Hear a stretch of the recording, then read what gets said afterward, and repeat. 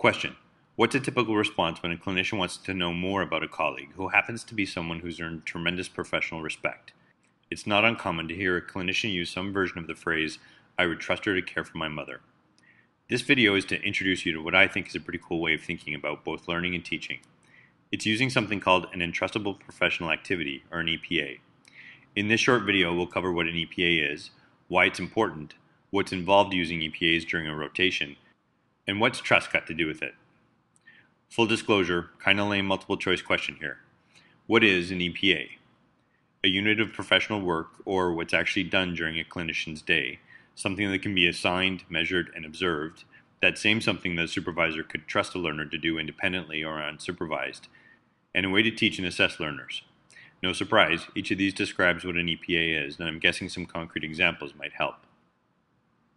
These are some EPAs for palliative medicine. Each is a unit of work and outlines something a palliative medicine physician actually does.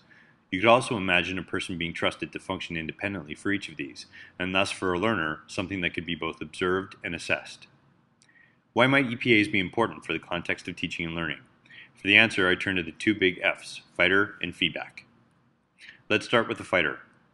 The acronym stands for the Final In-Training Evaluation Report and is a list of all the palliative medicine competencies. Examples are competencies related to the assessment and management of pain.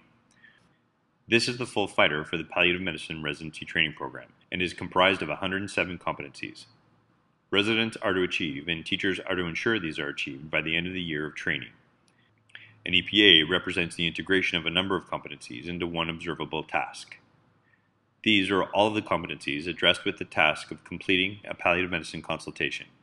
You can see how a small number of EPAs could cover all of the competencies outlined for the year-long program. To summarize why EPAs are important, they allow us to integrate a large number of competencies into a manageable number of activities for learners to attain and supervising faculty to meaningfully assess during a training program. Remember the two F's? The second one is for feedback. For years, learners have been telling us they want more meaningful and helpful feedback, and is one of the most effective ways to support a resident's growth and development. The most specific feedback is based on what is directly observed. This very simply outlines, then, what's involved with an EPA.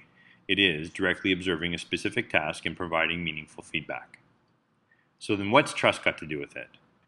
The more a supervisor directly observes a learner, the more likely it is and the easier it is to confirm he or she trusts a learner to perform an act independently or unsupervised.